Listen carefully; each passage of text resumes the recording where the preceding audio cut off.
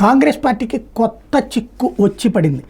2024 లోక్సభ ఎన్నికల సమయంలో గర్గర్ హామీ పథకం ప్రకటించడం మీద భారతీయ జనతా కాంగ్రెస్ మీద చర్య తీసుకోవడంలో ఎన్నికల సంఘం విఫలమైందని ఆరోపిస్తూ ఎన్నికల సంఘానికి వ్యతిరేకంగా అలహాబాద్ హైకోర్టులో ప్రజా ప్రయోజన వ్యాజ్యం దాఖలైంది. ఓపీ సింగ్ మరియు శాశ్వతానంద్ అనే న్యాయవాదులు ఫతేపూర్కి చెందిన భారతీదేవికి చెందిన పిటిషన్ దాఖలు చేశారు. ఎన్నికల మీద ఈ పథకం ప్రభావం గురించి పిటిషన్లో ఆందోళన వ్యక్తం చేశారు. ఓట్లు వేయించుకునేందుకు అని వివిధ ప్రయోజనాలను వాగ్దానం చేసే గ్యారంటీ కార్డులు పంపిణీ చేసే పథకమే ఈ గర్గర్ హామీ అని, ఇలా వాగ్దానాలు చేయడం ప్రజాప్రాతినిధ్య చట్టం 1951 సెక్షన్ 123 సబ్సెక్షన్ 1 సబ్సెక్షన్ ఏ ప్రకారం లంచాన్ని ఇవ్వచూపడమే మరియు Indian penal code 1860 section 171B మరియు 171E ప్రకారం ఇలా వాగ్దానాలు ఇవ్వడం శిక్షార్హమైంది అని పిటిషన్లో రాసుకొచ్చారు.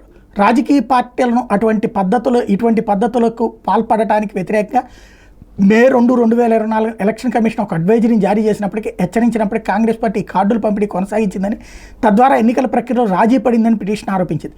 ఎన్నికలను స్వేచ్ఛగా నిష్పక్షపాతంగా నిర్వహించేందుకు ఈసీ తన రాజ్యాంగ బాధ్యతను విస్మరించిందని పిటిషనర్ ఆరోపించారు.